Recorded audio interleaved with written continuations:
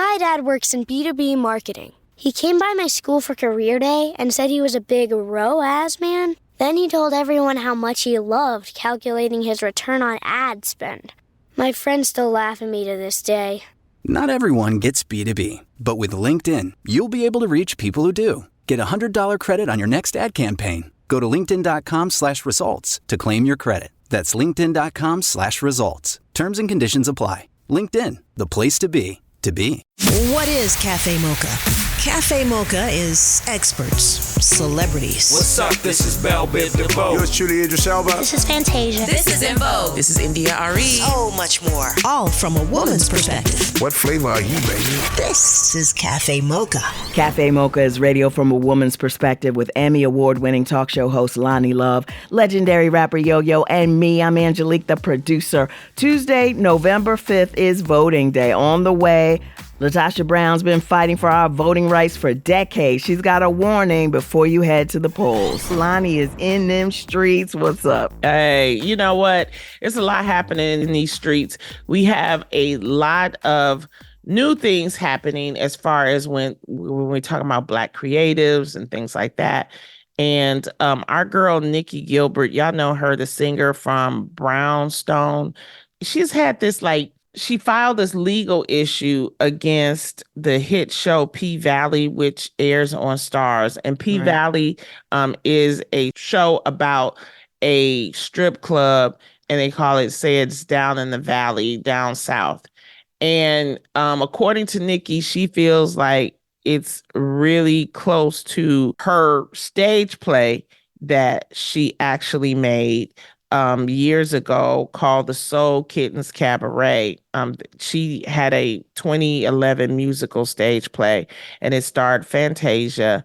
And she alleged that the show's creators, P-Valley creators, copied key aspects of her work, including the storyline, the characters, and themes without her permission or proper credit. And in this lawsuit, she is seeking compensation and an injunction to halt further distribution of P-Valley. However, through a review of the case, the court has sided with Lionsgate and Starz, finding that the similarities between the two works were not substantial enough to constitute copyright infringement. And the dismissal of the case, this was a significant blow to Nikki. She's been very vocal about her beliefs about her intellectual properties and for it being unfairly used. And as a result of the dismissal, she has now been ordered to cover the legal fees incurred for Lionsgate? By Lionsgate, Starz, and the creators of P-Valley. Damn. And it's around $600,000. And it's just, she posted a video on her YouTube saying that the court determined that her case was frivolous. She shared that she owes her attorney $1 million in legal fees and $500,000 for the export report that she says a judge simply threw out. So she says that the people are trying to destroy her financially. And, Nikki she's a fighter. She vows to keep going. And, this is just a significant step back. This is the thing about Hollywood. A lot of times we go and we pitch stuff, and I've done it. We've all done it. If you are a Black creative, where you go, you sitting down with people in the studio, the Warner Brothers, the Stars, whatever the network is, and you pitch it, and then eventually you see your stuff on TV, but it's not you. And you don't fight it because you can't afford to. Can't afford to fight it. I mean, she now owes her legal team $1 million, and then if she owes them, that's like $1.6 million in fees. And so this is the reason why a lot of people do not sue. And they just have to deal with the fact that someone has took their intellectual property. So I really hope that, knowing Nikki, she's a fighter. She's going to keep on fighting until she gets a fair trial. She believes that she should get a fair trial. And I think that probably would be a jury trial. If you go to Nikki's Instagram, she shows you side by side comparisons of the characters for P Valley versus her characters in her musical play, and they are similar. So what she would want is a jury trial. Because a jury trial, you would, have people to actually judge instead of just one judge who, of course, a Is lot of gonna side times, with, yeah. right, they Yep. go where the money is. So That's right. we're gonna keep our hopes up for Nikki Gilbert. I wish in all of wishes, I wish that they would just settle and give her some money. That's what I wish. I wish that they would throw out the legal fees. They cover that and just settle with her with a certain amount of money. It is a hit show. It's a great show. But I just hate to see two Black creatives, because Katori Hall is the creator of P Valley. I just hate to see the Black creatives fighting like this. I remember back in the day when The Real just started, Tatiana Ali put a lawsuit against Warner Brothers, saying that she gave them the idea of The Real, and she went to court and she lost as well. It's really hard to fight these big corporations with their attorneys, and you got your little, unless it's a cousin that's willing to, it's just hard to fight that kind of stuff. And but I the only thing I could see in this case is that they're not going to stop the show, but maybe if they could, settle, and give her something. But they don't have to settle now. The court has said what they've said, and unless they want to settle out of kindness, and who does that? Yeah. Well, I mean, you know what? You got to look at somebody like Monique. When Monique went and she sued Netflix, she ended up winning. So if you all remember, she sued Netflix for discrimination because initially they offered her $500,000 for her stand-up special. She says, you guys are giving Amy Schumer and Chris Rock millions of dollars, but you give me $500,000. And she pursued her suit, and she ended up settling with Netflix. So it is, you can in situations settle with people, and that's the only way I can see this turning out good for everybody. But we will see, and we'll keep you posted. That's Lonnie in these streets, and this is Cafe Mocha. Voting Day, Tuesday, November 5th. If you're not registered to vote yet, go to vote.org. Even if you think you're registered, please double check to make sure. As we've been talking about, some states are tossing people off the voter rolls, so it's like you never registered at all and you won't be able to vote. Go to vote.org, make sure you're still registered, and make sure you know all the rules for your state.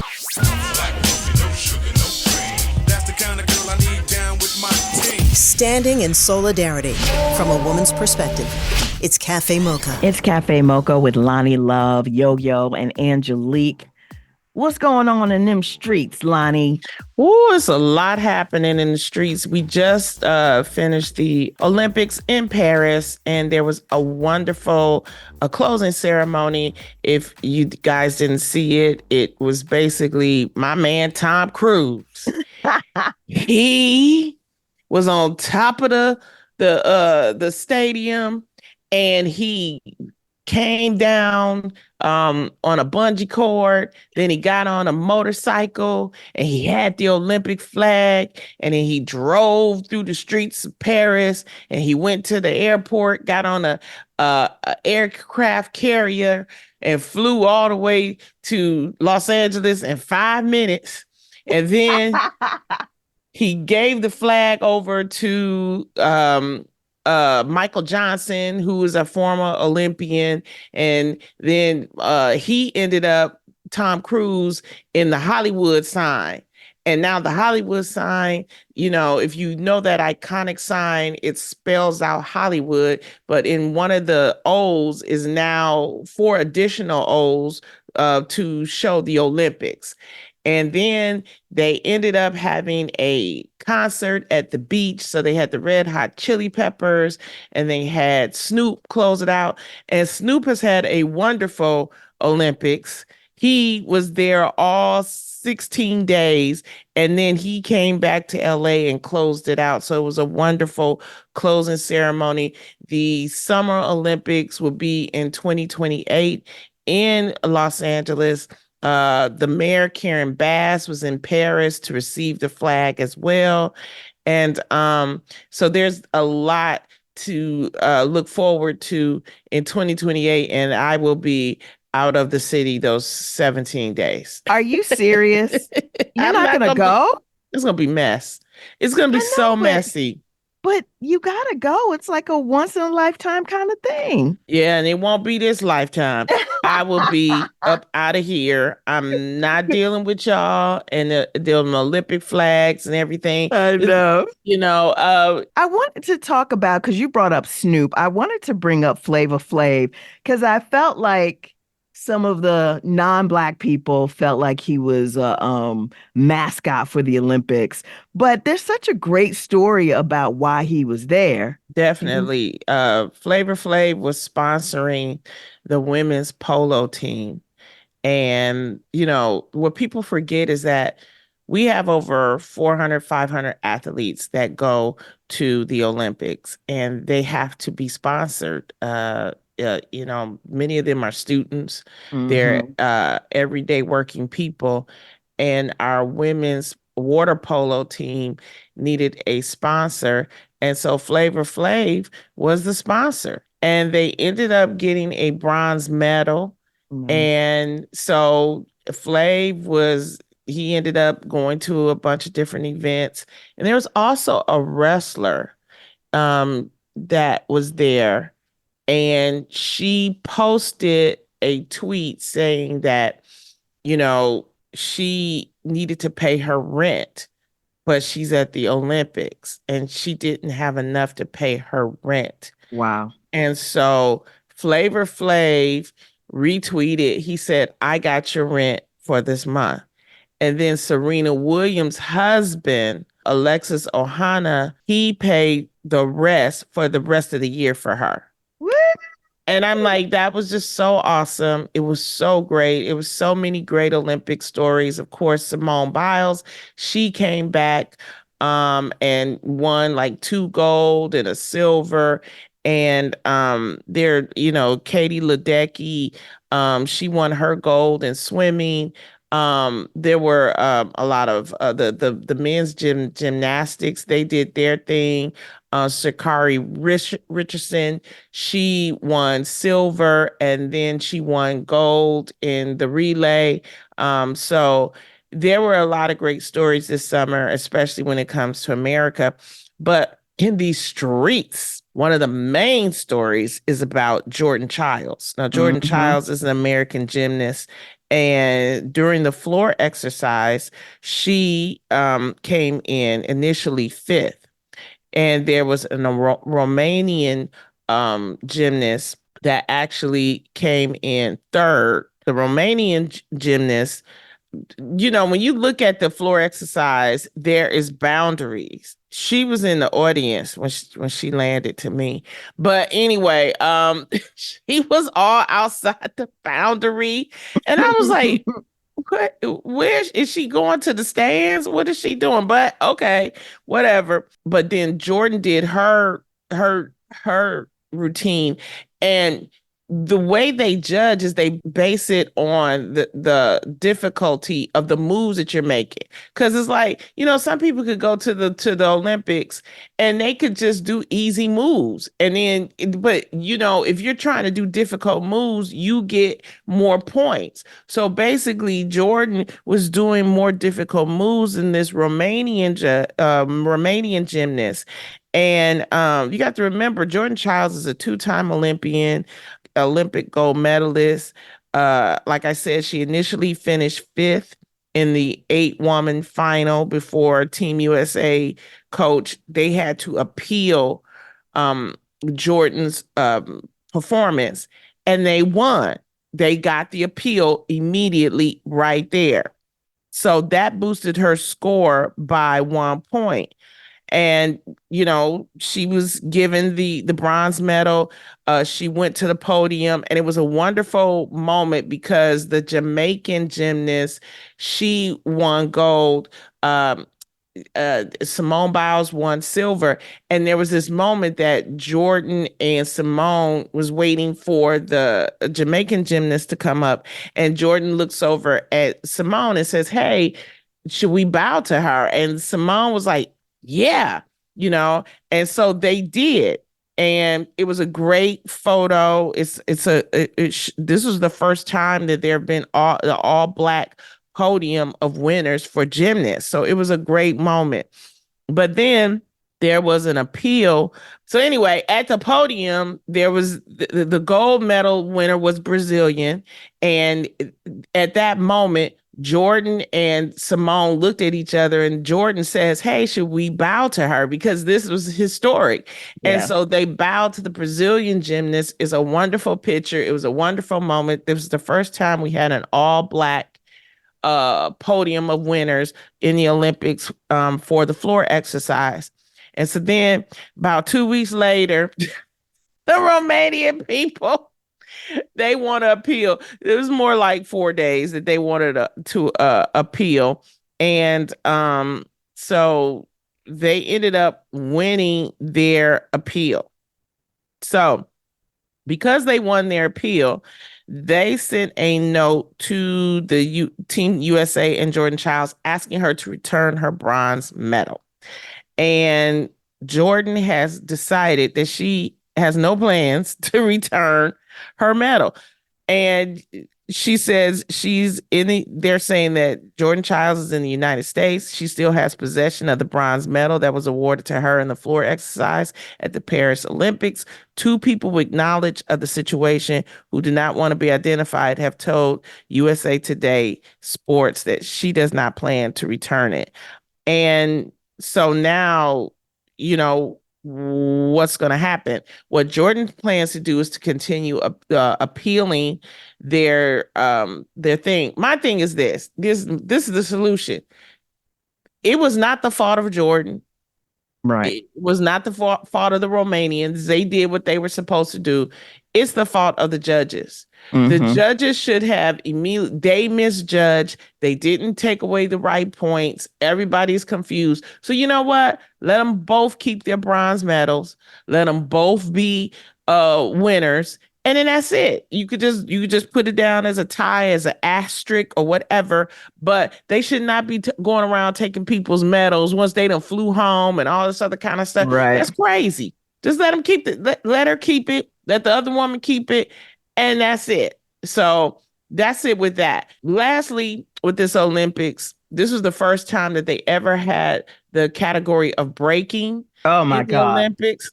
Oh my. Look, all I'm going to say is I have seen people in commercials break better than that. I'm sorry. I'm sure there were some great break dancers there, but the only one I saw was that Australian chick. That's the first thing I saw, and I was like, you have got to be kidding me. Go ahead, Lonnie. In these streets. Yeah. There was an Australian performer. Her name was Rachel Gunn, aka Ray Gunn, and she really bombed out at the Paris Olympics. First of all, this is the first time that they had this category of breaking, which it was supposed to be for breakdancing. Breakdancing is very physical. There are different moves that you have to do to the beat of music to make your performance interesting and to win. And that's the reason why it became an Olympic event. They do all types of break competitions all around the world. So this just didn't just happen. This has been in the atmosphere for years. And we all know that breakdancing started in the Bronx. Breakdancing is something that has been part of our culture. What was hilarious to me was, how they got these breakdancers, and most of them are hello. Okay. Right. So we get to the Olympics, we have this competition, everybody's doing their thing, and then here comes this Rachel Gunn lady. And the types of moves that she was doing, she did a bunny move. It looked like she was making a mockery instead of actually trying to compete. And it instantly blew up on TikTok. People were upset, people were mad, and people have been wondering, how did she get in the Olympics with this move? Well, in Australia, basically from the reports is that she was doing all of the competitions, and real break dancers in Australia were ruled out, and she basically voted herself in. So that's how she got, yeah. That's And how she's she, like a professor. She's yeah, like, you know, yeah, oh my gosh. That was yeah. so embarrassing. And she's got all these, oh, well, I was trying to show blah and blah. You made a fool of yourself and you made this event look bad. It's bad enough, like you said, and I didn't let you finish. It's bad enough that they had no Black people, no real Latino, Puerto Rican representation on any of the squads. And then you come out there and you show your, ooh, Yeah. I can't. It's humiliating. It was a mockery, and it's something that actually could have been a great competition. I think a lot of people were looking forward to it. It was their first time, but for 2028, Los Angeles has decided not to have breaking as a sport. Each city can choose which sports they want or they don't want. I think they're picking like lacrosse and baseball, and flag football, and breaking will not be a part of it. So we may never see breaking ever again because, Thanks to what's her name? Yeah, thanks to Ray Gun, But that's Lonnie in these streets, the Olympics edition. So we'll see y'all in 2028. This is Cafe Mocha. We won't see you in 2028. I'm pretty sure you said you weren't going to be in LA for the Olympics. Anyway, thanks, Lonnie. On the way, Black Voters Matter. We're at Cafe Mocha Radio. Socially savvy on Facebook, Instagram, and Twitter. Serving up more Cafe Mocha on the way.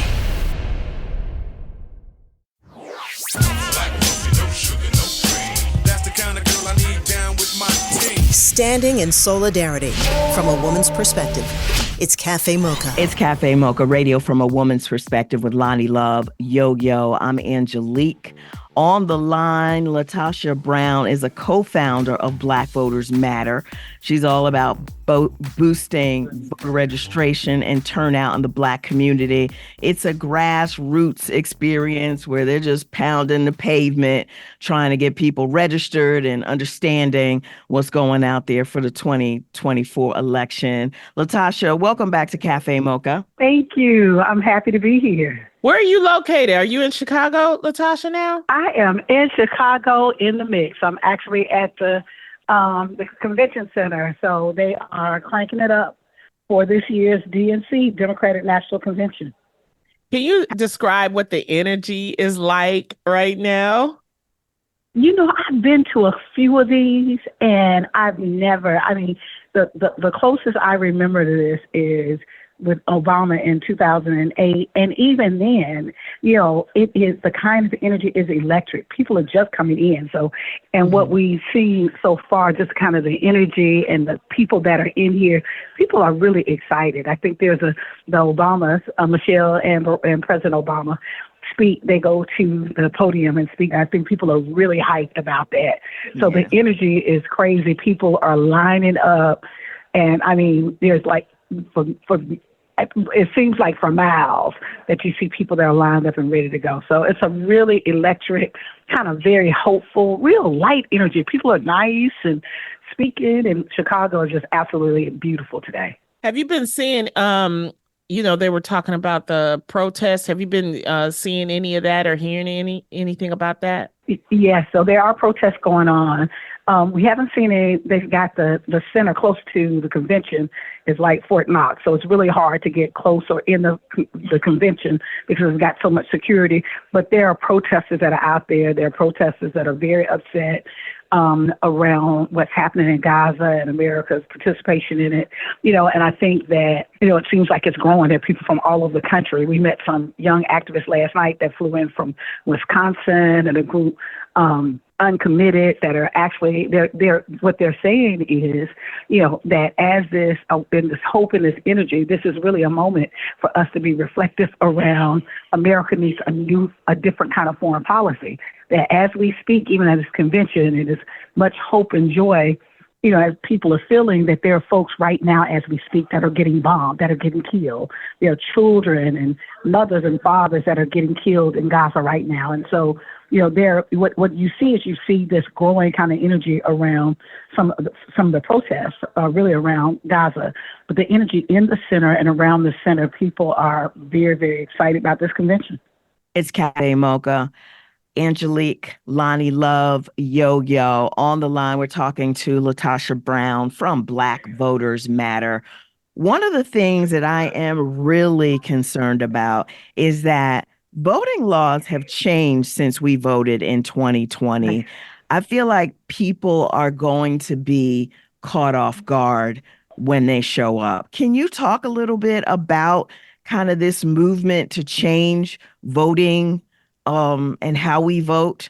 Yes, we've been working on this for years, but I think it's been accelerated. There's a couple of things that happened just this week in Georgia that I can share. But one of the goals, I think, in every election cycle, what we come up against is voter suppression. And what does that mean? That's when there are things that have been put in place to actually try to suppress the vote, to keep people from voting, to discourage people from voting, or even to dismiss their ability to vote, or literally even to disrupt the process. And so we've been seeing that all across the country. In over 15 states, there have been laws that have been passed to actually try to make voting harder, that it becomes an additional barrier for voting. And so another piece, I think that there's what we've also seen is people having access to the ballot. When you're saying like just voter registration, in some places, not only has it become you have that issue in terms of you having to register to vote. In some places, it's a different hurdle than other places, where some places you have same-day registration. The majority of the places, particularly in the states in the South,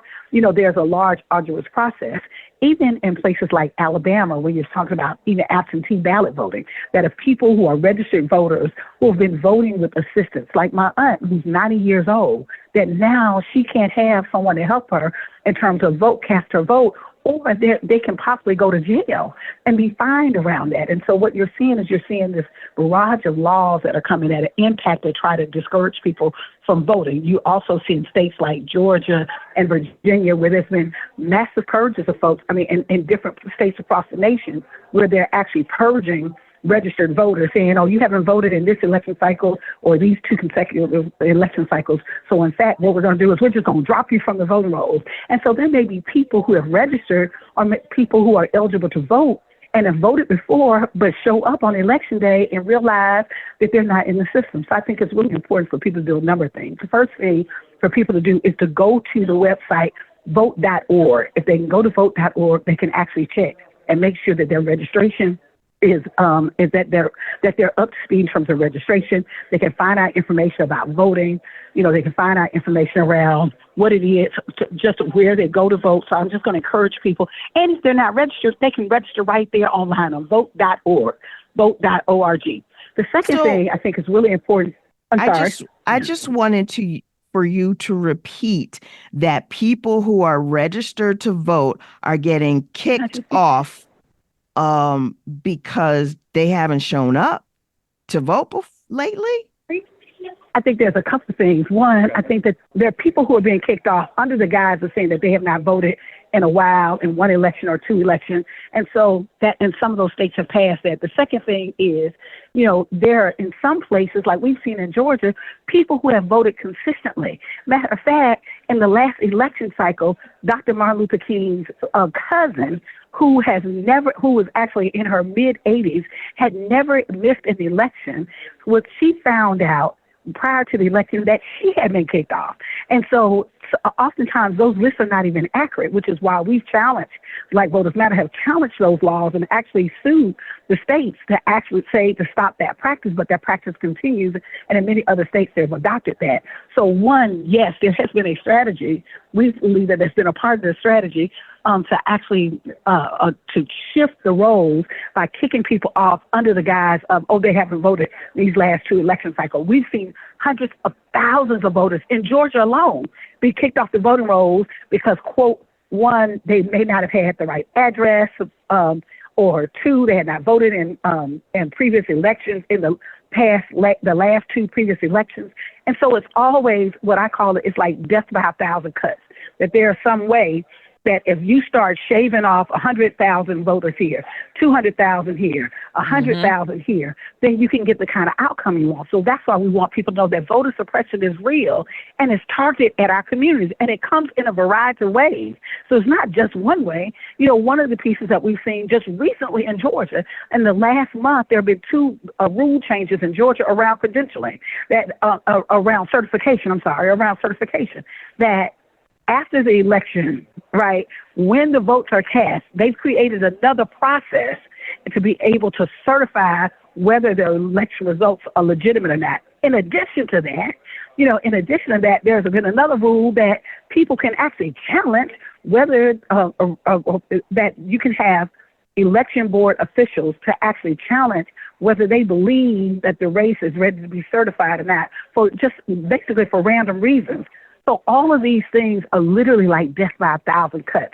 If we can't win it one way, what we will do is we will find ways to cheat. We will find ways to undermine the process. We will find ways to disenfranchise voters. That's why it is important that everybody that's listening to my voice, the first thing that you need to do is to check your status, to find out if you are registered, to make sure that if you're not registered, that you re-register or that you register for the first time.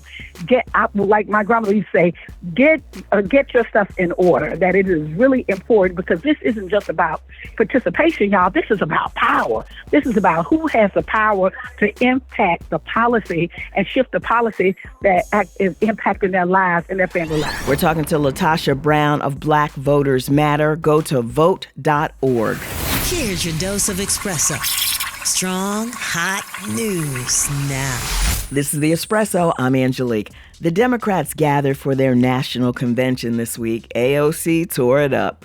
We know that Donald Trump would sell this country for $1 if it meant lining his own pockets and greasing the palms of his Wall Street friends. So did the Obamas. We don't have the luxury of whining or cheating others to get further ahead. No.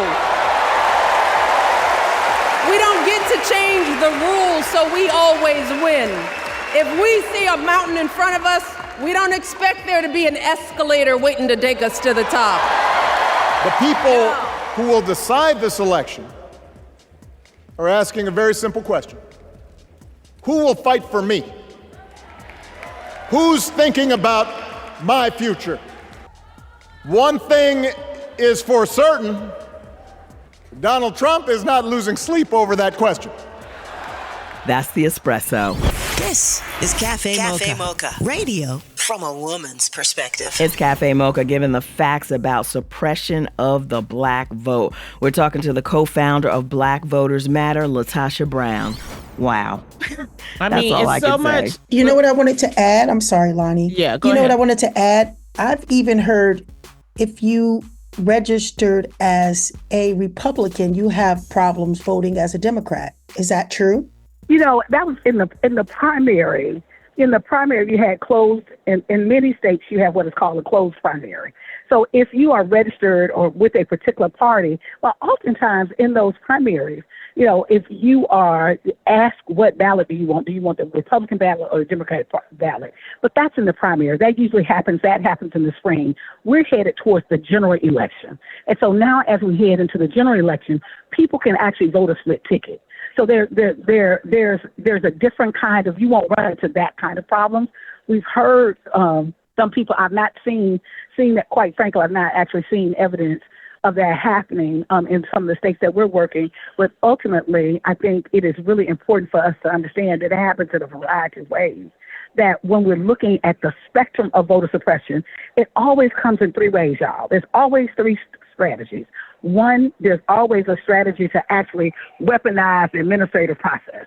So literally create some kind of barrier that seems like a legitimate thing, right, that in fact make it that much more harder for people to participate in voting. That's like shutting off, like what we're seeing in Georgia, like making the days short in which you can cast your early ballot, shortening the time, like shortening the time where people can register to vote, just making it that much, making that window much smaller so that people don't have as much access. The second way is it's always literally weaponizing, taking the legal process, right, and weaponizing, and that creates a barrier. That, in the 60s, that may have seemed like, you had to show up at the county office and how many jelly beans are in a jar. Technically, that they had the right to do that because that seemed legal, but just because it was legal didn't mean it was right. Slavery at one point was legal in this country. That didn't mean it was right. And so what you're seeing is you're actually seeing these laws that have been passed, what we feel are voter suppression laws that have been passed all across the country, making it illegal to provide comfort care to folks that are out in line, to give someone food and water in line. Now that's a felony. To help somebody, an elderly person or person who's bedridden, to actually vote in the state of Alabama, now that can be a felony conviction. I mean, I can go on and on and on. So what it does is it creates these legal barriers that seem like they're legitimate, but in fact, they're just created to be just that, a barrier.